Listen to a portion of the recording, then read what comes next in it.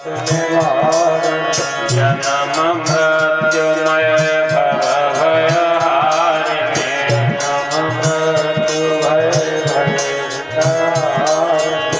देवत सकल सुखकारिणे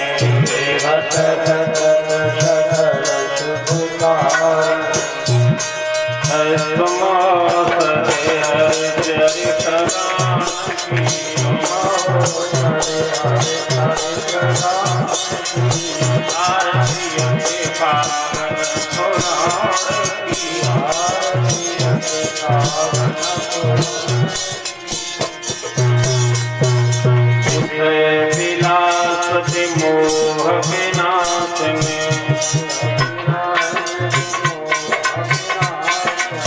विमल विराग विवेक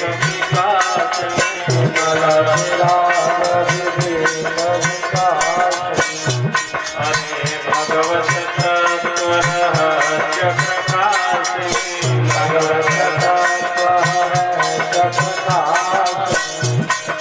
परम ज्योति परमात्म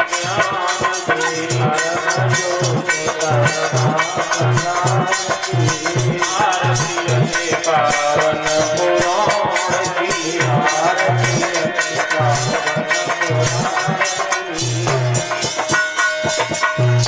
हरे परमहंस नमि मनोल्लास में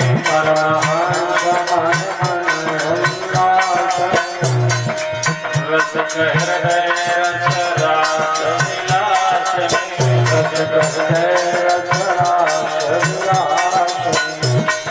भक्ति मुक्ति रति प्रेम सुधा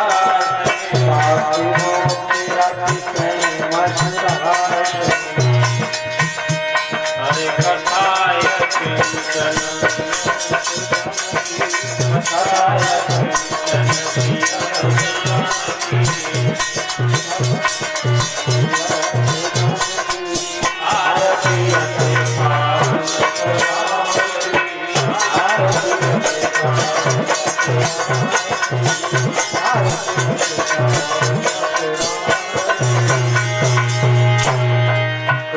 कर्पूरगौरं करुणावतारं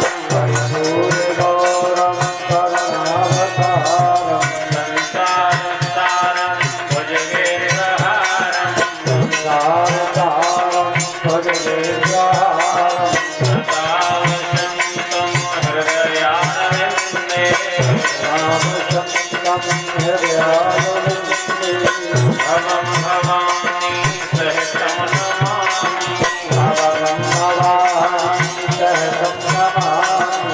त्वमेव माता च पिता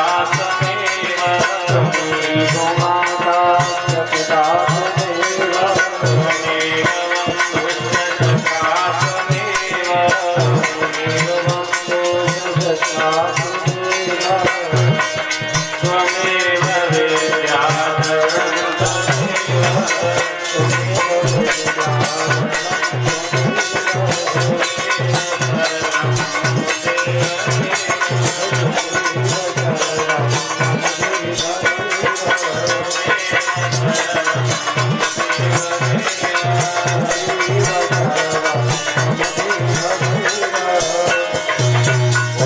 भागवत महापुराण की।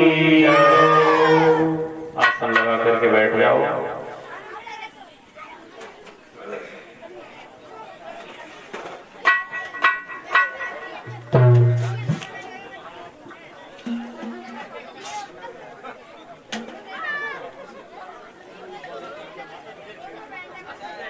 ओम वक्रतुंड महाकाय कोटि सूर्य समप्रभः निर्विघ्नं कुरु मे देव सर्वकार्येषु सर्वदा।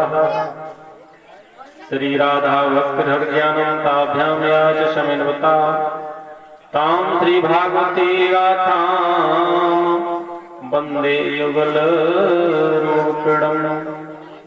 व्यासं व्यासकरं वन्दे मुनिं नारायणं स्वयं यतः प्राप्त कृपालोका मुक्ता कलेर्गृह्या। माता बहनों भाईजनों, हमारे शास्त्रों में, वेदों में बताया गया है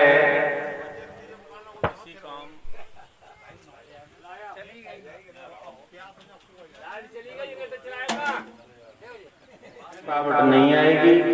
इसलिए आइए माता बहनों भाईजनों, भगवान की पावन कथा को शुरू करने से पहले आज सभी देवताओं का आवाहन सभी भक्त करेंगे।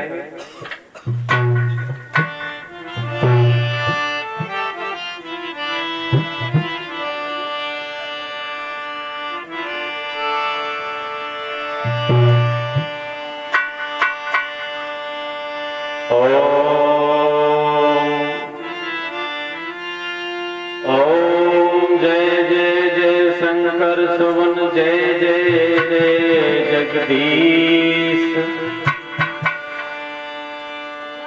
सद्गुरुदेव महाराज को जो कि चरण नवाते,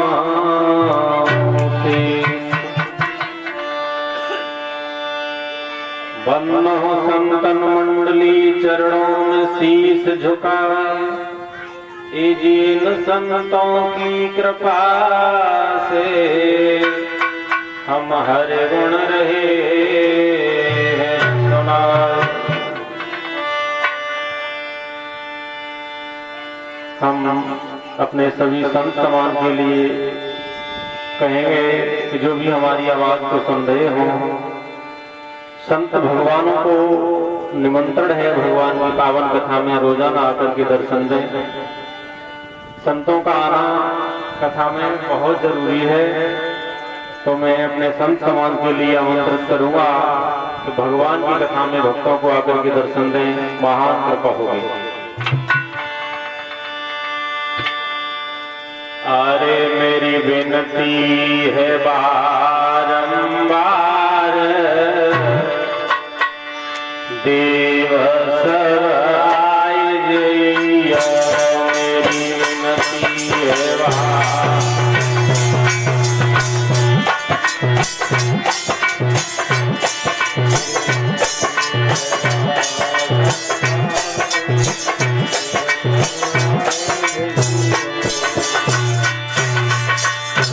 मेरी विनती है बारंबार, देव सब आए जइया।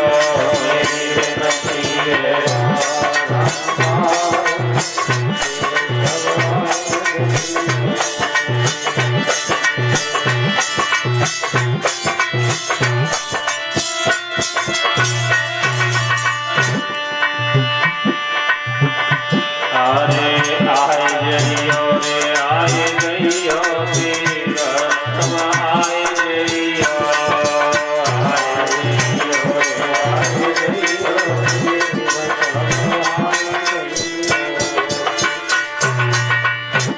मेरी विनती है बारंबार, देव सब आए जइया।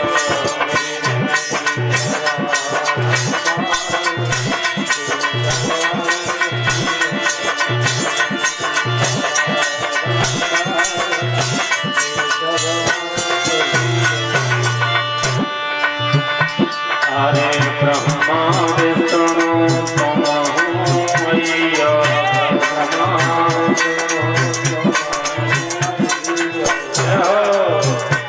हरे ब्रह्मा विष्णु तुम मैया।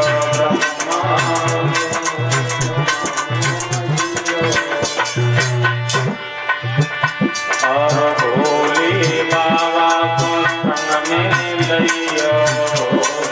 बाबा हरे बेला पे सवार दे सब आए जइया।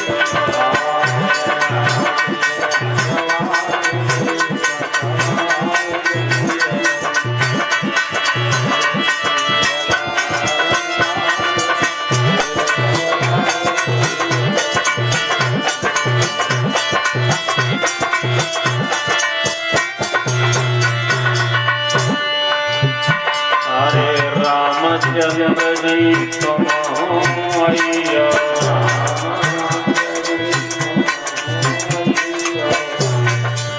सीता जी को संग में लैया सीता जी को अरे धनुष बाण ले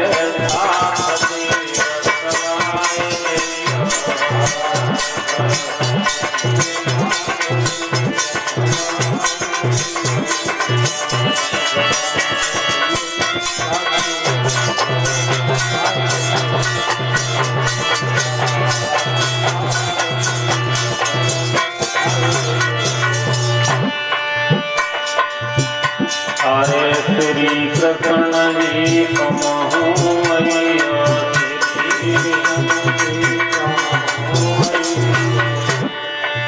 राधा जी को संग में लैया राधा जी को हरे ग्वाल बाल में संग दे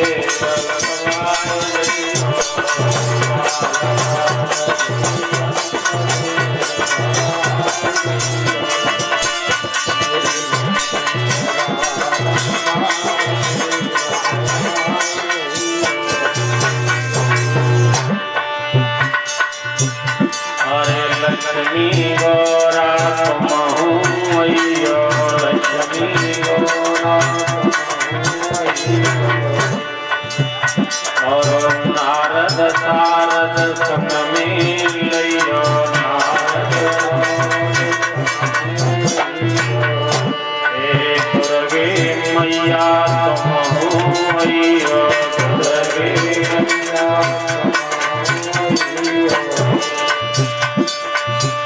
हरे बीड़ा की झनकार दे बसराए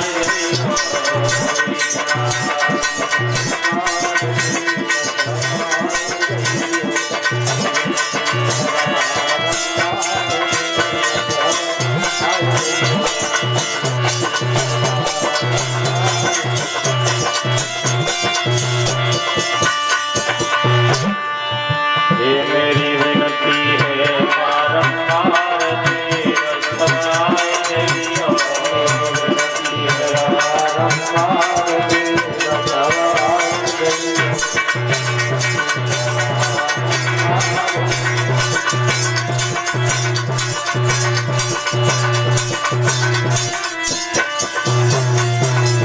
बोल भगवत्सल भगवान की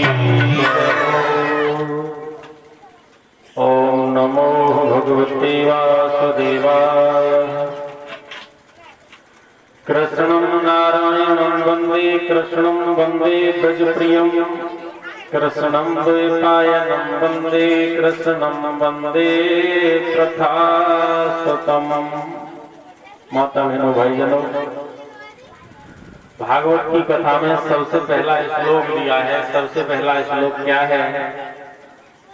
सच्चिदानंद रूपाय विश्वोत्पत्त्यादि हेतवे तापत्रय विनाशाय श्री कृष्णाय वयं नमः। ये भागवत महापुराण का सबसे पहला श्लोक है। इस श्लोक का अर्थ क्या है? सबसे पहला श्लोक लिखा है, उस श्लोक का अर्थ है सच्चिदानंद रूपाय विश्वोत्पत्त्यादि हेतवे। एक भक्त इस श्लोक को पढ़ता है तो दूसरा पुरुष उसको देख करके कहता है, ये क्या कह रहे हो तुम? क्या बोल रहे हो? मेरी को समझ में नहीं आ रहा है। इस श्लोक का मतलब क्या है? तो भगवान का परम भक्त उसे समझाता है कि इस श्लोक का अर्थ है सच्चिदानंद रूपाय। इसका संधि विच्छेद करेंगे, सच्चिदानंद शब्द का तो हो जाएगा सत धन चित धन आनंद। कहने का मतलब वो भगवान का भक्त कहता है कि मेरे भगवान सच्चिदानंद हैं। कहने का मतलब है इसका कि मेरे प्रभु में सत्य भी है, चैतन्य भी है और आनंद भी है। भगवान मेरे आनंदमय हैं, लेकिन हम तुम में क्या है? सत्य और चेतन तो दिखाई देता है, आनंद नहीं मिलता है। आनंद की खोज में भरते भरते का आनंद कहाँ मिलेगा है? लेकिन ईश्वर के अंदर ऐसा नहीं है। वो भक्त कह रहा है कि मेरा भगवान तो आनंद स्वरूप है, वो आनंद की खोज में नहीं भटकता है। और ये जीव आनंद के लिए भटकता फिरता है। ये कहता है आनंद नहीं आया। आनंद ऐसे नहीं आएगा। आनंद तो स्वयं अपने आप में होता है, समझ रहे हैं? आनंद कहीं दुकान पर नहीं मिलता, कहीं दौड़ने से, भागने से, भटकने से नहीं मिलेगा। आनंद कैसे मिलेगा? आनंद कहाँ है? कैसे छुपा हुआ है हमारे तुम्हारे अंदर? माता बहनों, ये हमारे वेद और शास्त्र बता रहे हैं कि हमारा आनंद हमारे अंदर कैसे छुपा हुआ है।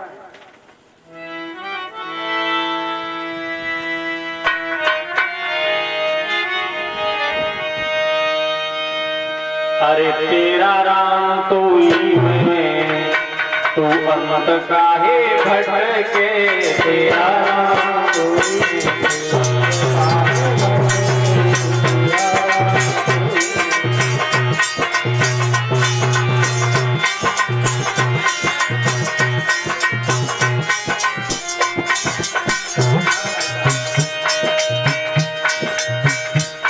अरे तेरा राम तू ही में, तू अंत काहे डोले? तेरा राम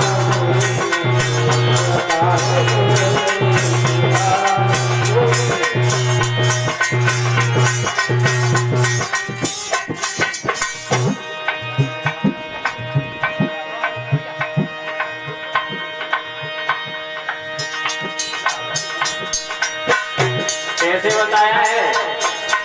अरे जैसे घी रहे दहिया में, जैसे घी रहे दहिया में। वो भगवान का पावन भक्त कह रहा है दूसरे भक्त के आनंद हमारे तुम्हारे अंदर छुपा हुआ है। वो कैसे छुपा है? अरे जैसे घी रहे दहिया में, जैसे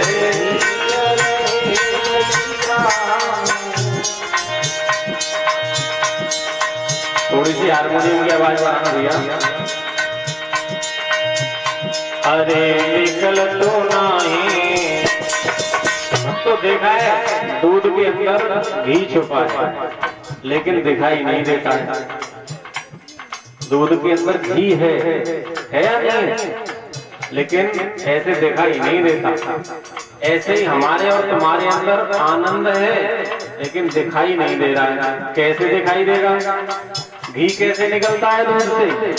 दूध को गर्म करते हैं, उसके बाद उसको ठंडा करके फिर उसको जमाते हैं, मक्खन बनाते हैं। उसके बाद में भी ये माता बहनें उस दूध के मक्खन का मंथन करती हैं रही के द्वारा, हैं? उसके बाद उसमें लौनी निकलती है और उसको भी घी पर, उस पर आंच पर तपाते हैं काफी समय। तब उसके द्वारा हमें शुद्ध घी निकल करके आता है दूध में से, हैं? कितनी मेहनत करनी पड़ी तब घी निकला दूध से। इसी तरह से हमारे तुम्हारे अंदर भी आनंद छुपा हुआ है। कोई अंत जाने की जरूरत नहीं है। थोड़ा बैठ करके मन से मंथन करो, विचार करो, एकांत में बैठ करके आनंद आ जाएगा। कहीं भटकने की जरूरत ही नहीं पड़ेगी। सबको पता है कि जो दुनिया में आएगा वो जाएगा, बड़बड़ाने की जरूरत नहीं है, हैं? बुरा तो लगता है, कोई परेशानी आती है तो बुरा लगता है, लेकिन मन को समझाओ। परेशानियां आती हैं, चली जाती हैं और आएगी तो कोई रोक नहीं पाएगा उसे, तो झेलनी पड़ेगी। घबराने की कोई जरूरत नहीं है, हैं? तो इस तरह से अगर जिस आदमी ने अपने मन को समझा लिया, उसके अंदर तो आनंद अपने आप आ जाएगा। और थोड़ी सी परेशानी आपत्ति देख करके घबरा गया, उसको बेचैनी बनी रहेगी, उसके अंदर आनंद नहीं आ सकता है। माता बहनों भाईजानों, और भी बताया, अरे जैसे रंग बसे मेहंदी में, जैसे रंग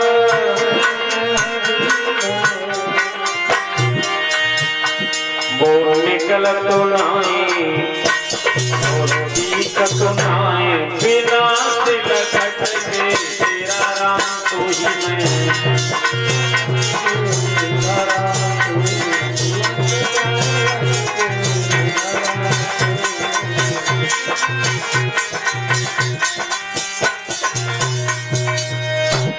मेहंदी का जो पत्ता होता है उसका रंग होता है हरा और उसके अंदर लाल रंग छुपा हुआ है?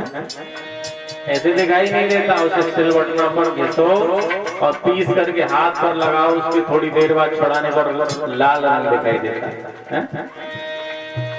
मेहनत करने के बाद में ही तो रंग चेंज हुआ। इसी तरह से मेरे प्रिय भक्तों, आनंद खोजने की जरूरत नहीं है, आनंद अपने अंदर ही है। और जिसने अपने मन को समझा लिया, मन को अपने कंट्रोल में कर लिया, उसे आनंद की प्राप्ति हो जाएगी। अन्यथा इस मन के पीछे जो भटक गया और मन के पीछे चलने लगा, वो भटकता ही रहेगा, उसे आनंद नहीं मिलेगा, परेशानियों का सामना करना पड़ेगा। ये मन बहुत चंचल है।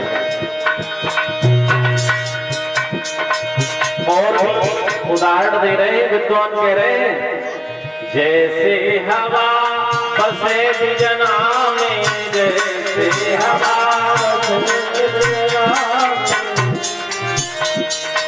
बिजना देखा है, पंखा देखा है, उसके अंदर हवा है, लेकिन वो जब तक खड़ा रहता है तब तक नहीं दिखाई देती, और उसे चलाने लगो तो हवा आने लगती है?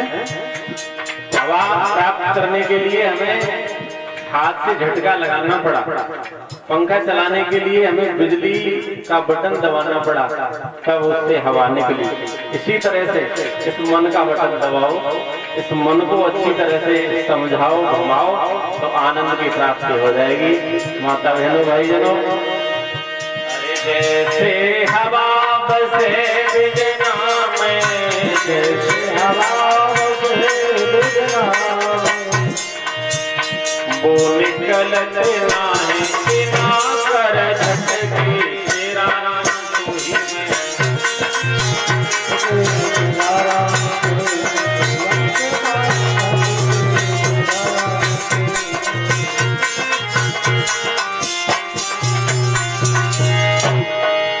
ऐसे ही बताया है। अरे जैसे ज्ञान बसे हृदय में, वैसे ही ज्ञान चुप हो जाए रे, वैसे ही ज्ञान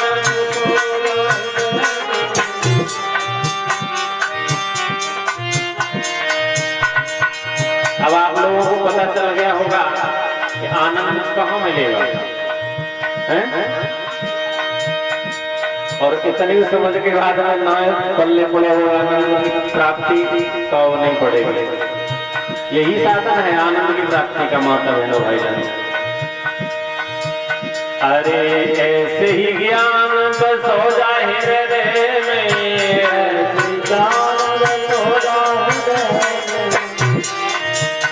ये निकल तो नहीं बिना गुरु अटके, तेरा राम तू ही मैं।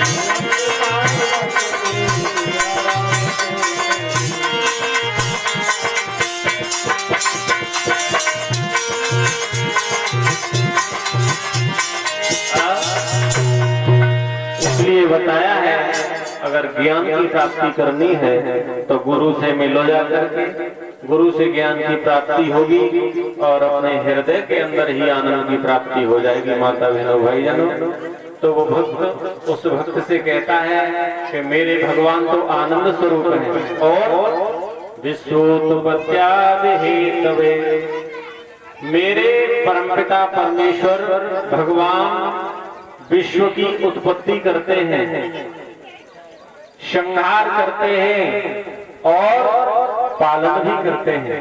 और क्या करते हैं? तापत्रय विनाशाय, उसी भागवत के प्रथम श्लोक का अर्थ चल रहा है।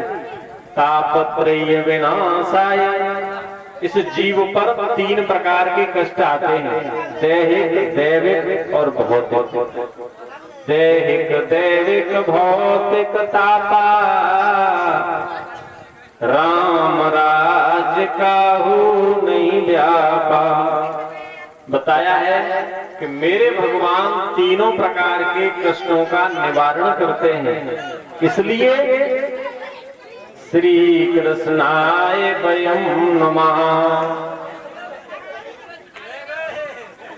इसलिए मैंने अपने राधा कृष्ण भगवान को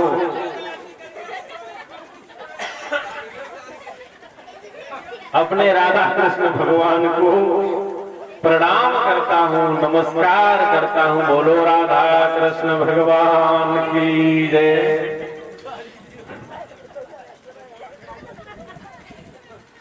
माता बहनों भाइयों, बताया है कि इस भागवत के प्रथम श्लोक में मेरे भगवान कन्हैया को नमस्कार किया गया है, प्रणाम किया गया है, विनती करी है।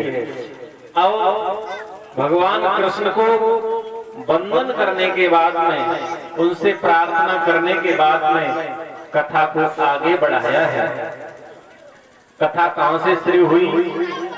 नेम से सूतमासीनम अभिवाद्य महामतम, कथामृत रसास्वाद कुशल सौनको प्रवीतः। नीम सारण्य क्षेत्र में एक नीमों का बाग है, जिसके कारण उस क्षेत्र को नीम सारण्य कहा गया। उस नीम सारण्य क्षेत्र में माता बहनों भाईजनों बहुत से महात्मा आ करके इकट्ठे हो गए। कितनी संख्या बताई है? 28,000 माता बहनों भाईजनों महात्मा आकर के वहां बैठ जाते हैं और अपनी अपनी चिंता में बैठे हैं। सुख शांति कैसे मिलेगी, आनंद की प्राप्ति कैसे होगी, समझ में नहीं आ रहा है। सारे के सारे महात्मा चिंता में बैठे हुए थे। माता बहनों भाईजनों, उसी समय उन महात्माओं के बीच में एक संत आते हैं जिनका नाम है सूत जी महाराज। सूत जी महाराज को देख करके सारे महात्मा उठ करके खड़े हो गए, उनका सम्मान किया और खड़े होकर के प्रणाम किया है। तो सूत जी महाराज ने सभी महात्माओं को हाथ का झाला दिया, आशीर्वाद दिया और कहा बैठ जाओ। कैसे बैठे हो?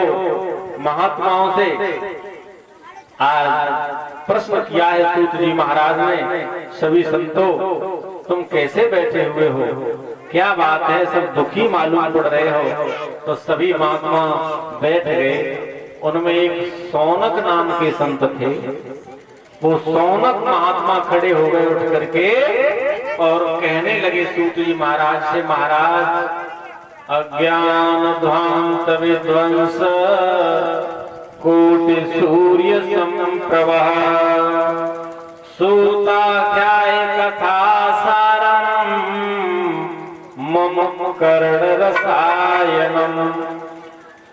कितनी प्रशंसा कर रहे हैं। अज्ञान ध्वांत विध्वंस। सौनक जी महाराज सूत जी महाराज से कह रहे हैं, महाराज आपका ज्ञान अज्ञान रूपी अंधकार को नष्ट करने के लिए करोड़ों सूर्यों के समान है। कितना बता दिया? करोड़ों सूर्यों के समान ज्ञान की महिमा बता रहे हैं महात्मा जी। जबकि एक सूरज की कितनी बड़ी महिमा है माता बहनों भाईजनों। एक सूरज शाम को जब छुप जाते हैं तो सारे संसार में अंधेरा हो जाता है। किसी में दम नहीं है जो इस अंधेरे में दिन जैसा प्रकाश कर सके। कर सकता है कोई? कोई नहीं कर सकता। कितनी भी ताकत लगा लो, कितनी भी बल्ब बिजली जलवा लेना, लेकिन रात को दिन नहीं बना सकते हो। दिन जैसा प्रकाश नहीं हो सकता। एक सूरज में दम है जो उसके निकलने से पहले अंधेरा दूर भाग जाता है और प्रकाश सारे संसार में फैल जाता है।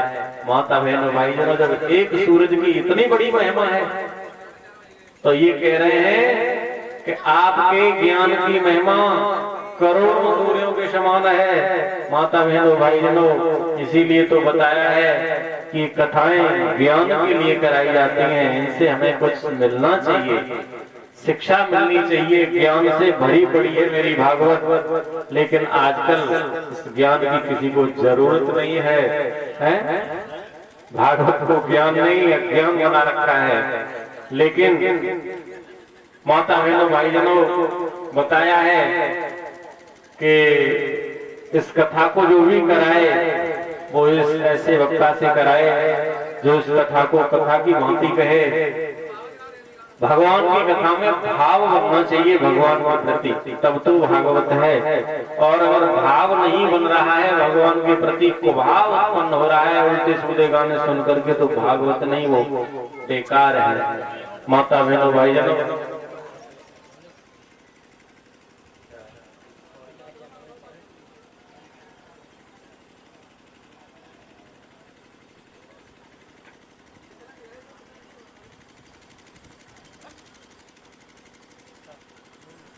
आज सूत जी महाराज भगवान की कथा श्रवण करने के लिए आग्रह कर रहे हैं। सूत जी महाराज से कह रहे हैं, गुरुदेव जी, हमने जब से आपका दर्शन किया है हमारा अज्ञान तो दूर ही भाग गया। अब हम आपके मुखार बिंदु से भगवान की कथा श्रवण करना चाहते हैं। वैसे कथाएं तो हमने बहुत सुनी है, लेकिन हमें कथाओं का वो सार सुनाओ, वो कथाएं सुनाओ जिन कथाओं को श्रवण करने से हमारे अंदर जो काम क्रोध मद लोभ हो ये लुटेरे बैठे हुए हैं ये दूर भाग जाएं, ज्ञान भक्ति और वैराग्य की प्राप्ति हो जाए। ऐसी कथाएं हमें सुनाओ। ऐसा सूत जी महाराज से सौनक ऋषि ने कहा। तो सूत जी महाराज सौनक जी महाराज की बात को सुनकर के खुश हो गए, प्रसन्न हो गए। क्यों? क्योंकि जैसी वो कथा सुनाना चाहते हैं वैसे ही वो आज महात्मा सुनना चाहते हैं। ऐसा बताया है कि जब एक ही विचार वाले लोग एक जगह मिलते हैं तो उनके अंदर आनंद की प्राप्ति अपने आप ऑटोमेटिक हो जाती है। कैसे बताया है माता बहनों भाई जनों, जैसे ज्ञानी के पास ज्ञानी मिलेगा तो वहां आनंद आएगा, और ज्ञानी के पास अगर अज्ञानी बैठ गया तो वहां परेशानी पैदा हो जाएगी। वो सही बात कहेगा, वो मानेगा नहीं, एक दूसरे में टेंशन हो जाएगी। इसलिए वही आनंद की प्राप्ति होती है, सुख की प्राप्ति वही होती है जहां दोनों लोग एक ही विचार वाले मिलते हैं। माता बहनों भाई जनों, बताया है। इसीलिए तो भगवान की कथा में जो श्रोता होने चाहिए वो भी ज्ञान के भंडार होना चाहिए, हैं, समझदार होने चाहिए। बताया है कि श्रोता वक्ता ज्ञान निधि, श्रोता और वक्ता दोनों को ही ज्ञान का भंडार होना चाहिए। भगवान के प्रति भाव अच्छा होना चाहिए तो भगवान की कथा में आनंद आएगा, अन्यथा आनंद ऐसे नहीं आएगा। कछु लोग तो जब तक गाने रसीले ना सुनने मिले तो कहते हैं आनंद नहीं आओ। शास्त्री तो वैसी बातें कर रहे हैं, कोई गीत ही ढंग को नहीं सुनाओ, हाँ, तो उनको आनंद आएगा ढोला रसिया और आला सुनने में, समझ रहे हो। और जो समझदार लोग होंगे उनको भगवान की कथा की बातों में ही आनंद आ जाएगा। माता बहनों भाई जनों, बताया है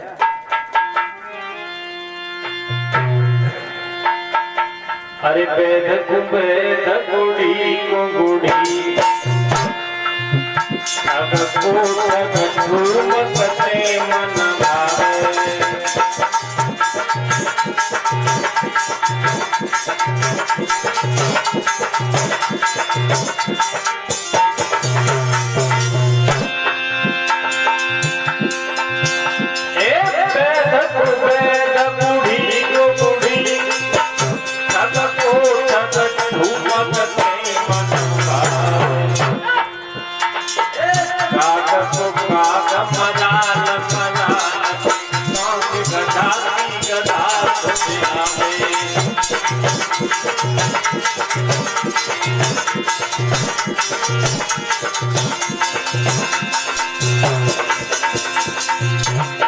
कृष्ण कहे बुद्धि से बुद्धि क्यों और रामी में सुख पावे।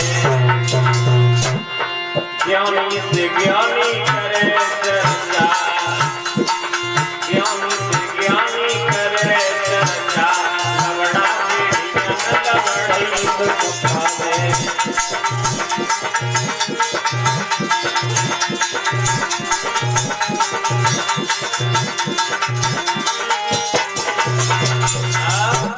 मेरे भैया लेकिन माता बहनों भाई जान, एक बात सुनना, आप लोगों ने देखा होगा जो लोग शराबी होते हैं, जुआरी होते हैं, इनमें प्रेम कितना बड़ा होता है, देखा आप लोगों ने? ये एक जगह बैठ जाते हैं आराम से, एक ही बर्तन में जो कुछ खाना पीना हो सब खा लेते हैं। शराबी जुआरी जितने भी होते हैं ये बुरे लोग, वो उनमें कितनी बड़ी सुलह होती है कि वो एक जगह ही बैठ जाएंगे, एक ही बर्तन में खा पी लेंगे इकट्ठे बैठ करके। लेकिन किसी विद्वान को आपने ऐसा देखा है? वो नहीं बैठेगा, एक दूसरे को बर्तन अलग ही चाहिए खाने पीने के लिए। ऐसा क्यों है? ऐसा क्यों है? माता बहनों भाईजानों, मेरी तो एक ही समझ में आई है कि बुरा काम करने से क्या मिलता है? कष्ट, परेशानी है, नरक जाना पड़ता है। तो वो लोग सब ये कहते हैं कि जब बुरा कर्म करने से मुझे कोई अच्छाई तो मिलनी नहीं है, सम्मान तो मिलना नहीं है, बुराई बुराई मिलेगी, गाली मिलेगी, बुरे काम करने से तो मैं अकेला क्यों करूं? सब आ जाओ, इकट्ठा बैठ करके सब एक काम को करते हैं। तो बुराई बांटने के लिए, गालियां बांटने के लिए एक दूसरे को सब इकट्ठे होते हैं। और अच्छा काम करने से क्या होता है? सम्मान मिलता है। तो सम्मान कोई बांटना नहीं चाहता है, ये कहता है ये तो मुझे ही मिले अकेले को, है ना? तो मेरी तो समझ में यही आया है कि तो विद्वान ज्यादातर इकट्ठे नहीं बैठ सकते हैं, वो आपस में तर्क वितर्क करने लगते हैं। तो माता बहनों भाईजनों, बताया है कि जब एक विचार वाले लोग एक जगह मिलते हैं, इकट्ठे होते हैं, तभी सुख की अनुभूति होती है।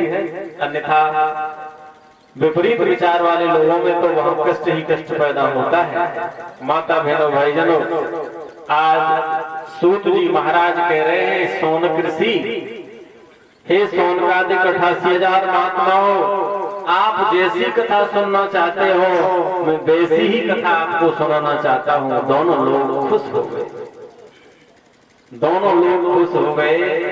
और सूत जी महाराज शौनक ऋषि से कहते हैं, हे शौनक जी, मैं आपको वो कथा श्रवण कराऊंगा जिस कथा को हरिहर क्षेत्र में बैठ करके मैत्री जी ने विदुर जी को सुनाया।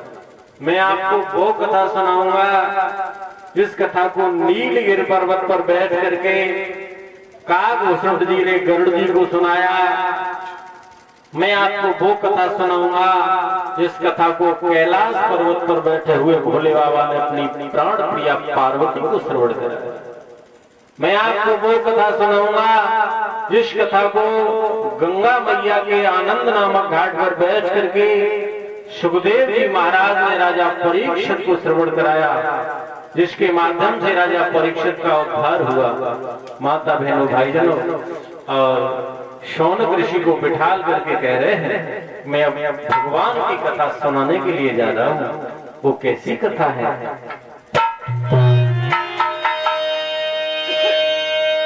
हरे राम कथा अवतर हुआ रंपा,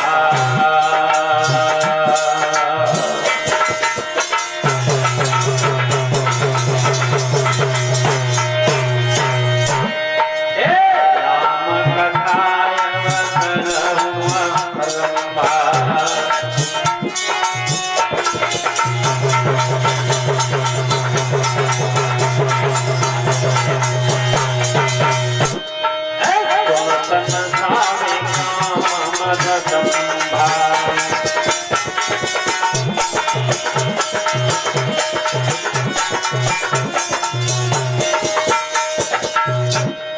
मैं आपको वो कथा सुनाऊंगा जिस कथा के माध्यम से काम क्रोध मद लोभ मोह ये सब दूर भाग जाएंगे। जहाँ भगवान की कथाएं चलती है माता बहनों भाईजनों, वहाँ ये जो लुटेरे होते हैं वो दूर भाग जाते हैं। काम क्रोध मद लोभ मोह ये सब दूर भाग जाते हैं भगवान की कथाओं को श्रवण करने से। जहाँ भगवान की कथाएं चलती हैं वहाँ से ये किनारा कर जाते हैं। इसलिए माता बहनों भाईजनों, मैं सभी गांव वासियों से एवं क्षेत्र वासियों से अनुरोध करूंगा कि किसी माता बहन भाईजन पर कोई परेशानी हो, कष्ट में बैठा हो, दुखी बैठा हो तो अपना घर छोड़ करके भगवान के पंडाल में आ जाए। आहा, उसका सारा कष्ट दूर हो जाएगा। ये मेरे अनुभव की बात है। भगवान की कथा में बैठकर भगवान के पंडाल में आकर के सारे कष्टों की निवृत्ति हो जाती है, ऐसा बताया है।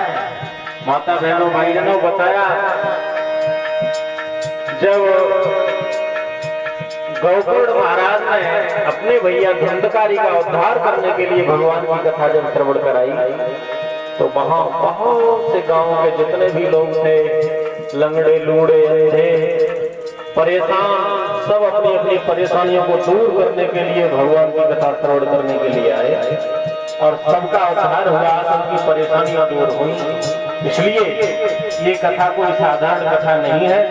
इस कथा के माध्यम से आपके जो अंदर कष्ट हैं, परेशानियां हैं, जो लोग दुखी हैं, वो अपने घर को छोड़ करके भगवान के पंडाल में आकर के आसन लगाएं। आज से 7 दिन कथा चलेगी। रोजाना सुबह 11 बजे से शाम 5 बजे तक का समय कथा का होगा। माता बहनों भाईजनों, और पुजारी जी से अनुरोध करूंगा कि हवन सुबह जल्दी ही शुरू करा दिया करें, लोग 9 बजे तक समाप्ति हो जाए यज्ञ पूरा, है ना। इधर यदि हवन लेट हो गया किसी तरह से तो कथा तुम्हारी जल्दी हो ही नहीं सकती है। और समय से शुरू नहीं होगी तो समय से उधर बंद भी होना टाइट पड़ जाएगी, क्योंकि बीच में समय नहीं होगा। कथाएं तो उतनी ही हैं, कथाएं पूर्ण करनी होती हैं, और कथाएं पूरी नहीं करेंगे तो कहोगे साथ से विलायत कर रहे हो। हाँ, इसलिए आप लोग हमें समय देंगे तो हम आपको बहुत आनंद दिलाएंगे और 7 दिन में आपके रंग में, आपके हृदय में, आपके रोग में भगवान की भक्ति भर करके जाएंगे, ऐसा प्रयास करेंगे। इसलिए माता बहनों भाईजनों, सभी भक्त अपने अपने गृह कार्यों को थोड़ा जल्दी संभाल करके रोजाना हवन में भाग लें। बहुत ही सुंदर कथा है। वैसे भी जहाँ कथाएं होती है वो तीर्थ स्थल बन जाता है, लेकिन यहाँ तो पहले से ही तीर्थ स्थान है। दुर्गे मैया का आश्रम बना हुआ है, मंदिर बना है, पुजारी जी रहते हैं। बताया है यहाँ पर रोजाना कीर्तन भी चलता है, बड़े लोग भक्ति करते हैं। ये तो पहले से ही वृंदावन बना हुआ है, देव स्थान है। तो सभी लोग थोड़ा थोड़ा समय निकाल करके, अरे घर के काम काज पर रोजाना है और लगे रहेंगे और रोज करने हैं, लेकिन उनको जल्दी करके संभाल करके कथा में आने का कष्ट किया करें। आज न आए और तो समय नहीं है, आज की कथा को अपने अपने घर में बैठ करके ही सुन लें। माता बहनों भाईजनों, आज सूत जी महाराज कह रहे हैं सोनक ऋषि, अरे करे प्रणाम राम त्रिपुरारी,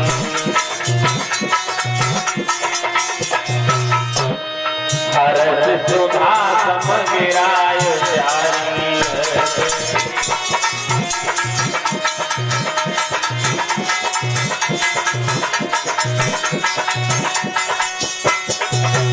राम कथाय करहु रखा, सुनतन नाम काम मन रखा।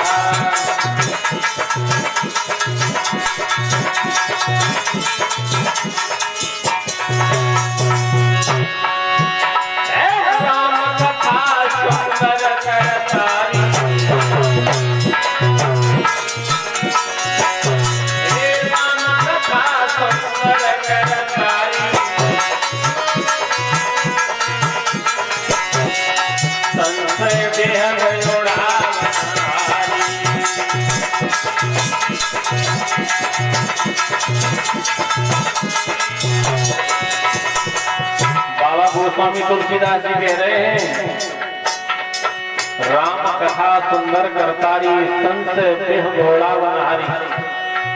मेरी ये भगवान की कथा कैसी है, हमारे और तुम्हारे ऊपर जो संशय रूपी पाप रूपी पक्षी जो बैठे हुए होते हैं वो कथा सुनकर के उड़ जाते हैं। कहने का मतलब हमारे जो पाप होते हैं वो कथा सुनकर के नष्ट हो जाते हैं। इतनी सुंदर कथा है, इसको छोड़ना नहीं चाहिए। और क्या बताया, अरे जिन्हें हरि की कथा सुहाती,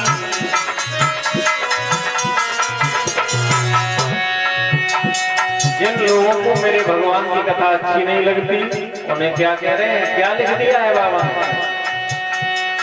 वेद रे विजया तमराती।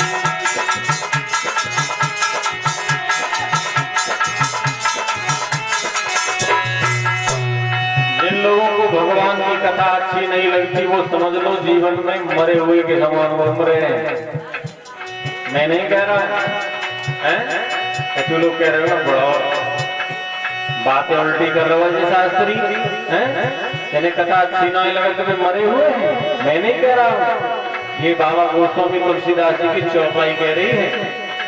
और क्या लिखा है, एक दिन हरि कथा सुनी नहीं माना,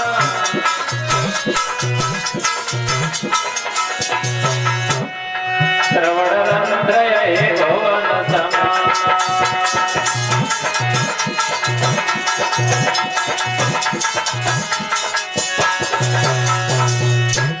जिन हरि कथा सुनी नहीं काना, श्रवण रंध्र भवन समाना। जिन लोगों ने भगवान की कथा अपने कानों के द्वारा नहीं सुनी है, उनके कान नहीं सर्प के बिल के समान बताए हैं। बाबा जी कह रहे हैं श्रवण रंध्र भवन समाना, उनके कान सर्प के बिल के समान है। कान कहलाने के अधिकारी नहीं है, इसलिए ये कान अच्छी बातें सुनने के लिए दिए। मेरे भगवान की हरि चर्चा श्रवण करने के लिए कान मिले हैं। इन कानों का उपयोग अच्छी बातों में करें, अच्छी बातें सुने, भगवान के हरि कीर्तन को सुने, भगवान की कथाओं को सुने। आहा, बड़े भाग्यमान सतन पावा,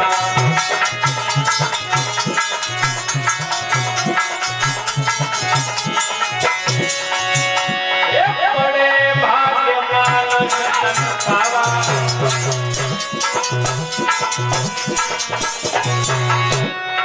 तुर तुर लवस जगन सनना। जय हो।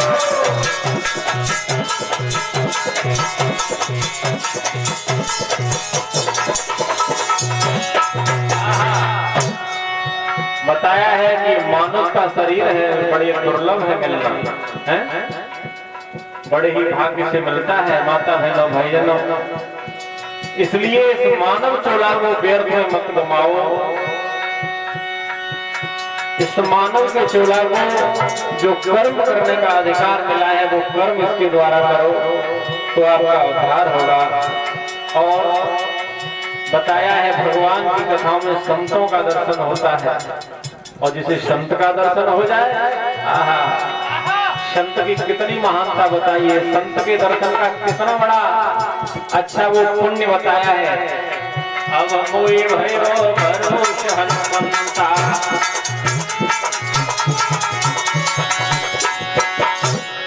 अब मोए भयो भरोस हनुमंता, बिन हरि कृपा मिले नहीं संता।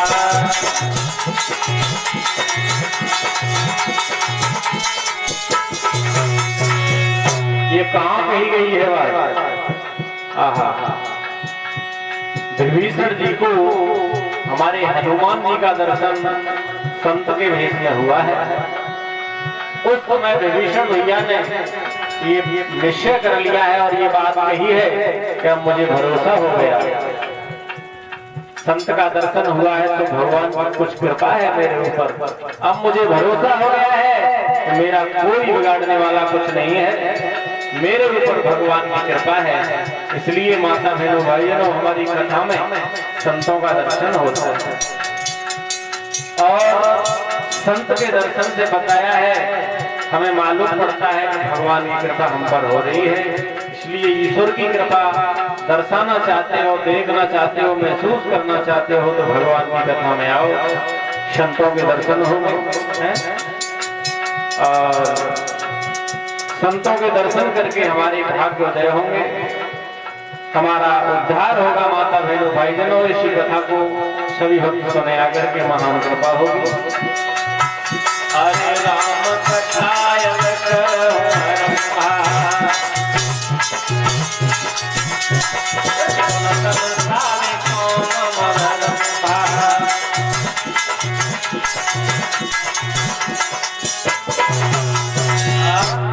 मेरे भैया आज इस तरह से सूत जी महाराज ने सौनकादिक 88,000 महात्माओं को भगवान की कथा सुनाना शुरू किया है। माता बहनों भाईजनों, सूत जी महाराज सौनक जी से कह रहे हैं, महात्मा जी मेरी कथा कितनी पवित्र है, कितनी पवित्र है। माता बहनों भाईजनों, एक बार देवता अमृत का कलश लेकर के सुखदेव जी के पास में आ गए और कहा, गुरुजी ये अमृत का कलश राजा परीक्षित को पिला दो, अमृत राजा परीक्षित को पिला दो, जिससे ये अमर हो जाएंगे, इनका उद्धार हो जाएगा और अमृत के बदले में हमें कथा सुना दो। तो सूत जी महाराज कह रहे हैं, सौनकादिक 88,000 महात्माओं, उन देवताओं की ये बात सुन करके सुखदेव जी महाराज हंसने लगे और कहने लगे, देवताओं तुम पागल हो गए हो, इस अमृत के बदले में ये कथा रूपी अमृत तुम्हें नहीं मिल सकता है। इस अमृत से तो ये कथा रूपी अमृत बहुत ऊंचा है, इसको कथा को श्रवण करने का प्रत्येक जीव अधिकारी नहीं है। माता बहनों भाईजनों, आज सूत जी महाराज और देवताओं का वार्ता चला।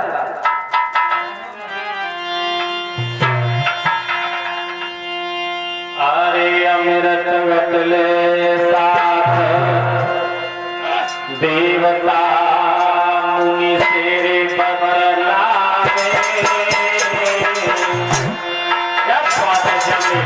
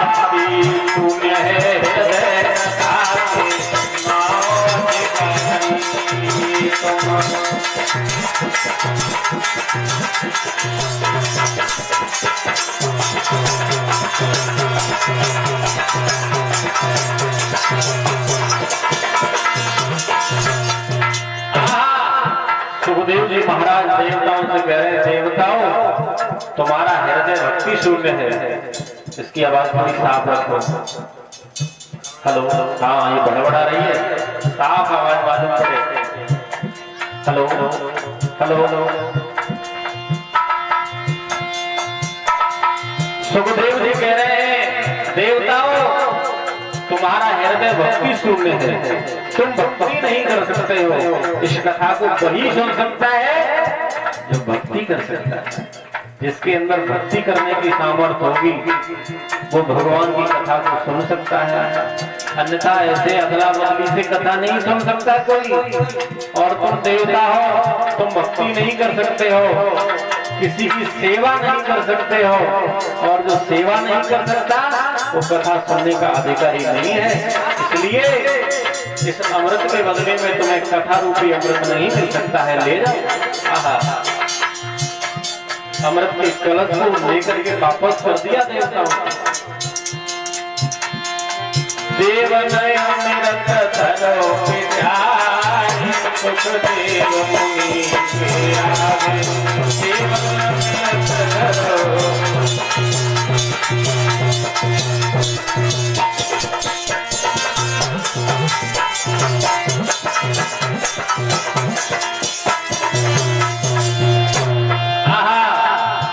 मुनि सुधा पिलाओ, नृपको भागवत सुनाओ हमको।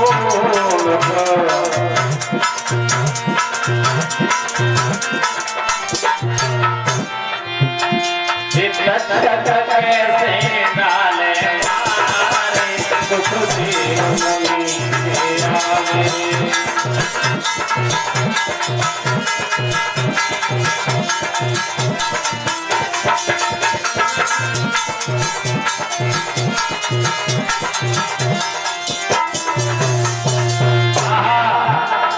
माता बहनों भाई जनों बहुत आग्रह किया है देवताओं ने। मुनिनाथ विनय सुन लीजो, हमें भागवत अमृत दीजो।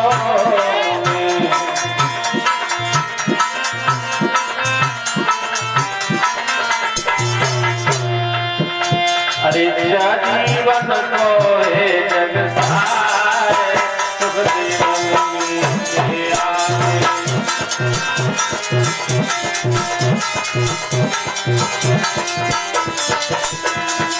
देव अमृत धरो पिचारे, सुखदेव मुनि के आगे।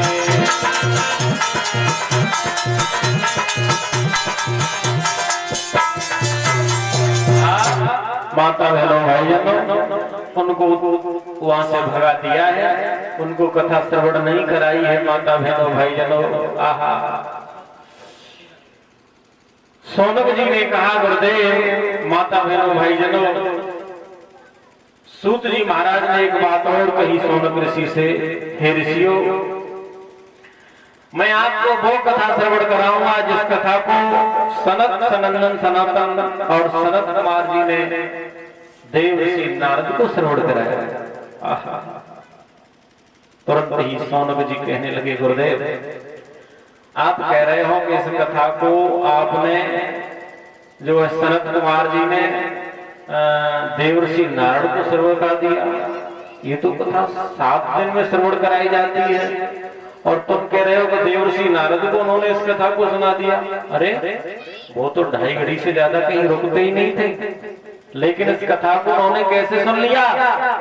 माता बहनों भाईजनों, आहा, सूत जी महाराज कहने लगे, हे सौनक जी, इसमें एक कारण था।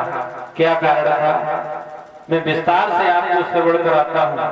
माता बहनों भाईजनों, एक बार देव ऋषि नारद विशालापुरी में भ्रमण करते हुए चले आ रहे थे। हृदय पर, मुंह पर उदासी छाई हुई थी, उदास चेहरा लिए घूम रहे थे। उनको जो है सनत कुमार जी ने देखा, उनकी चिंता को जब देखा तो महात्मा ने उनकी चिंता का कारण पूछा, देवर्षि नारद, तुम्हारे जैसे संत के चेहरे पर उदासी छाई हुई है, तो साधारण व्यक्तियों का क्या हाल होगा इस संसार में? अरे तुम्हारे तो न कोई आगे है न पीछे, मस्त रहते हो भगवान की भक्ति में, सारे संसार के प्रपंचों से मुक्त हो, कोई तुम्हें चिंता नहीं है, लेकिन फिर भी चेहरे पर उदासी कैसी है? इसका कारण क्या है मुझे बताओ। आहा माता बहनों भाईजनों, आज देवर्षि नारद कह रहे हैं मेरी चिंता का कारण बहुत बड़ा है। क्या है बताओ? तो देवर्षि नारद कह रहे हैं महाराज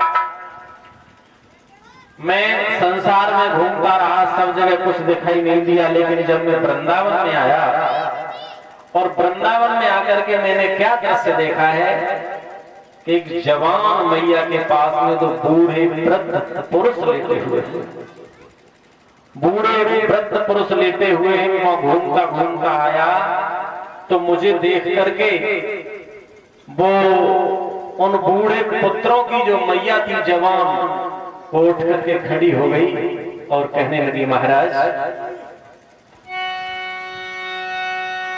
अरे मैं धन्य भई महाराज आगमन शुभ कर मन से पायो। रे धन्य भई महाराज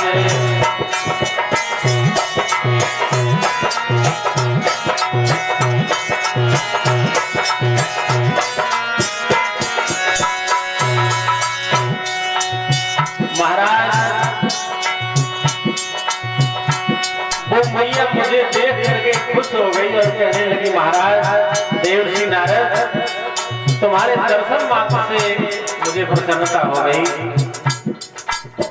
बड़ी खुशी हुई है। आहा क्यों? क्योंकि पुण्य पुण्य जब आते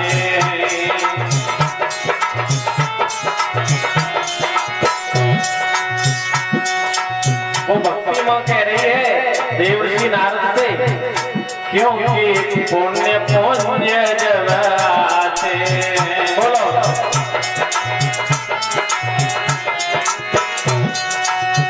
महाराज आप महात्मा जी का दर्शन हुआ है मुझे, इसलिए प्रसन्नता मेरे अंदर आ गई है। लोगों ने बताया है कि जब हमारे पुण्य उदय होते हैं तो संत का दर्शन होता है, इसलिए बड़ी खुशी हो रही है मुझे तुम संत रूप में दिखाई दे रहे हो। वो मैया बहुत खुश हुई। देवर्षि नारद कह रहे हैं क्योंकि पुण्य पुण्य जगाते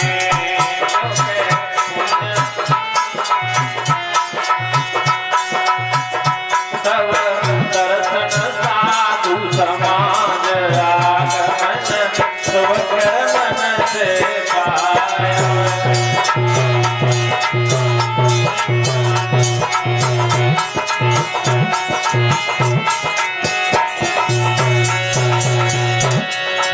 और बताया है उस मैया ने तुम्हें कुमर वचन प्रहलाद करो।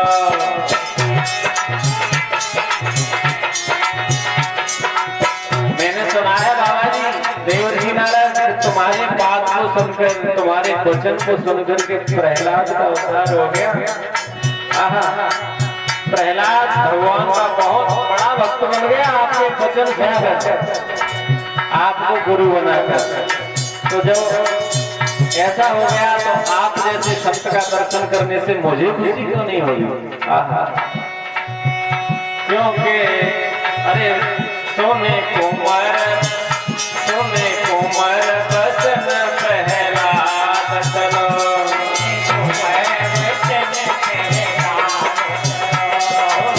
कुमर वचन प्रहलाद करो,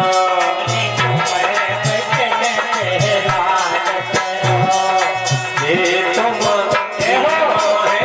प्रकाश आगमन शुभ कर्मों से पायो है।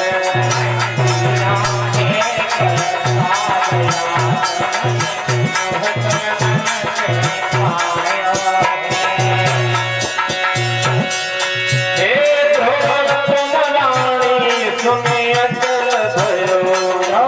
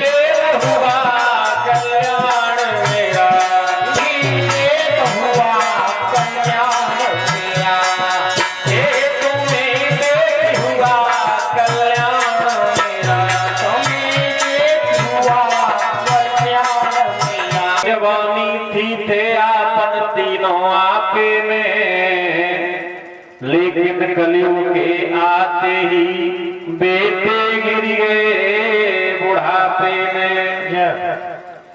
बताया है कि द्वापर में हम तीनों जवान थे, लेकिन कलयुग के आते ही जैसे ही हम वृंदावन में आए हैं तो मैं तो जवान की जवान रह गई और ये मेरे बूढ़े बेटा हैं जिनका नाम ज्ञान वैराग्य है, ये दोनों के दोनों माता बहनों भाई जनों बूढ़े हो गए हैं। इसलिए मैं इनकी मांगों में जो है मेरे ये दो ज्ञान वैराग्य बेटे हैं। आज माता बहनों भाई जनों अब मैया कह रही है महाराज दोनों मेरे बच्चों को जवान करो, कैसे होंगे? तो देवर्षि नारद ने बताया है कि वहां पर बहुत से वेद शास्त्रों का अध्ययन किया है, गीता आदि को श्रवण कराया है, लेकिन फिर भी दोनों बालक जवान नहीं हुए हैं। चिंता में पड़ गए हैं देवर्षि नारद। तो आज वो देवर्षि नारद जब चिंता में पड़ गए तो देवर्षि नारद को एक आकाशवाणी हुई है और वो आकाशवाणी कह रही है देवर्षि नारद तुम चिंता मत करो, तुम कोई सत्कर्म करो, यानी ज्ञान वैराग्य को जगाना है तो कोई सत्कर्म करो। और वो सत्कर्म तुम्हें संत महात्मा बताएंगे क्या क्या करना है। आज वो देवर्षि नारद इसी चिंता में डूबे हुए सनत कुमार जी से जाकर के मिले हैं। तो उन सनत सनंदन सनातन सनत कुमार चार भाइयों से आग्रह किया है महाराज बताओ वो दोनों के दोनों ज्ञान वैराग्य कैसे जवान होंगे। माता बहनों भाई जनों उन महात्माओं ने बताया है कि ज्ञान वैराग्य को जवान करना है तो भागवत महापुराण की कथा उन दोनों को श्रवण कराओ, दोनों ही जवान हो जाएंगे, दोनों का कल्याण उद्धार हो जाएगा। देवर्षि नारद करें कैसी बात कर रहे हो? जो पुराण कल्य मनोने जैसे पहले वेद शास्त्र जितने भी थे मैंने सब सुनाए थे, तो कुछ नहीं हो जा सका। माता बहनों भाई जनों महात्मा कह रहे हैं देवर्षि नारद आम को पेड़ होठो और वापस फल लगो होठो है। आम के पेड़ पे फल लगता है, अमिया जो लगती है पक जाती है तो वो कितनी मीठी लगती है? अमिया कितनी अच्छी लगती है खाने में पकी हुई।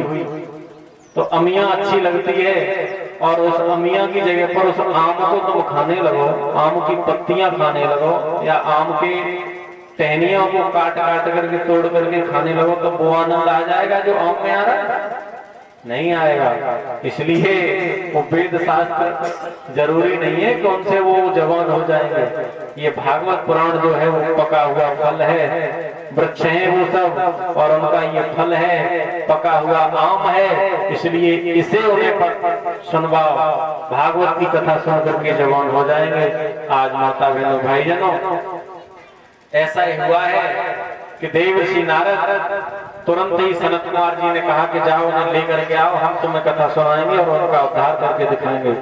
तो बताया है कि गंगा मैया के किनारे पर आज बैठ करके सनत सनंदन और सनातन सनत कुमार चार महात्माओं ने देवर्षि नारद के साथ में उस मैया भक्ति को ज्ञान वैराग्य को भगवान की भागवत महापुराण की कथा को सुनाया है, जिसके माध्यम से बताया इसके सुनते ही भक्ति मैया तो नाचने लगी है और दोनों बेटा ज्ञान वैराग्य आज जवान हो गए हैं।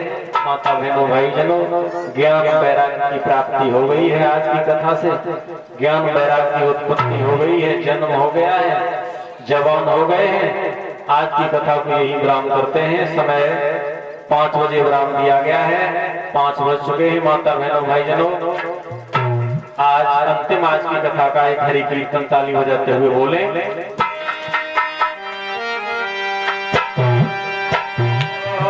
तेरे समय नहीं आवेगो, तू कर ले वजन हमारी है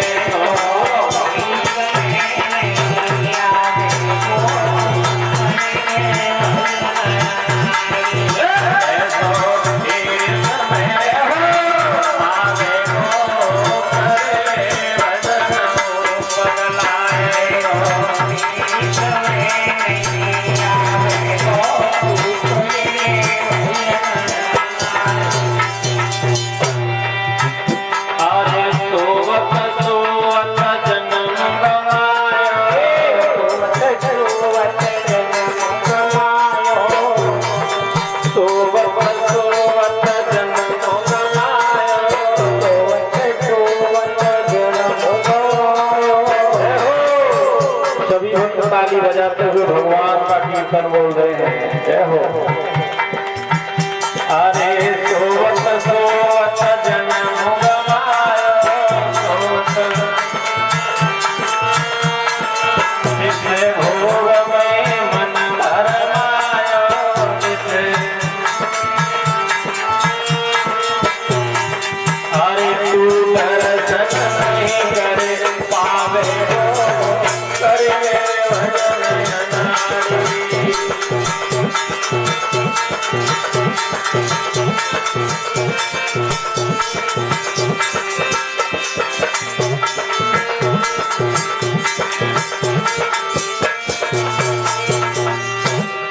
ऐसा समय का बोलने आ रहे हो, मुंह बंद करे बैठे हो।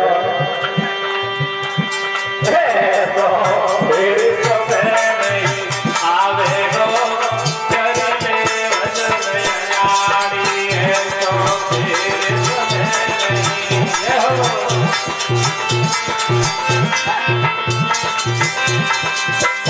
हे भवसागर में नीर अपारा, भवसागर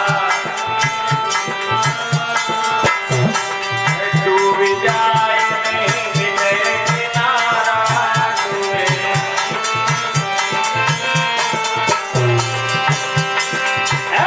डूब जाई डूबा आवे हो, कर ले वजन हमारी, डूब जाई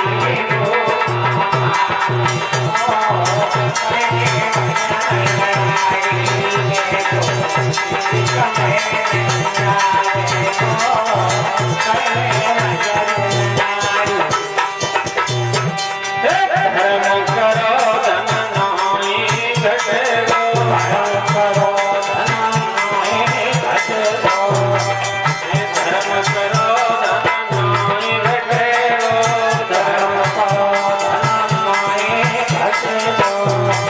बताया है अच्छे काम करने से, धर्म करने से कभी भी धन की कमी नहीं आती है। ऐसा हम नहीं कह रहे। अरे धर्म करो धन नाई घटेरो, धर्म करो धन नाई घटेरो, दिन दूनो राति बढ़ेरो, दिन दूनो राति बढ़ेरो, ऐसो वेदन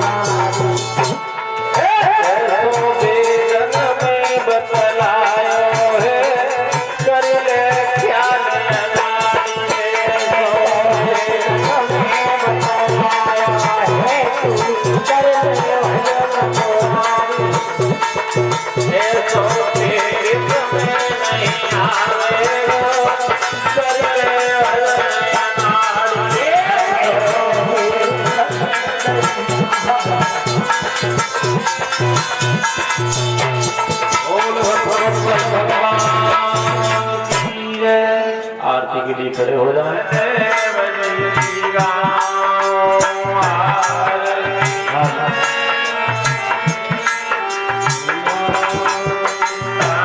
माना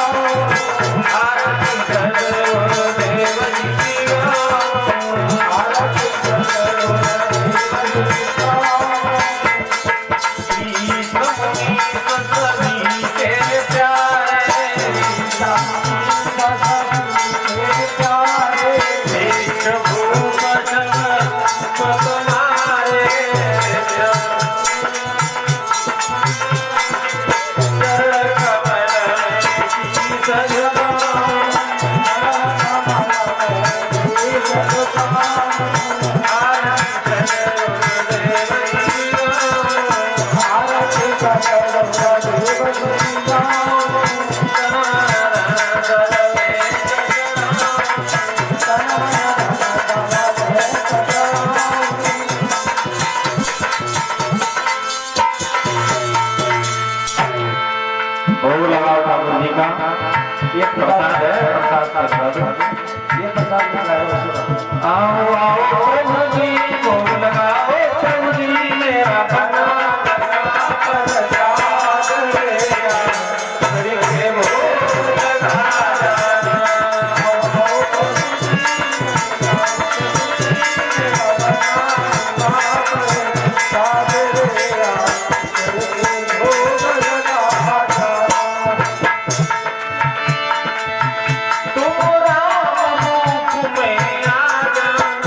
तुम्हारा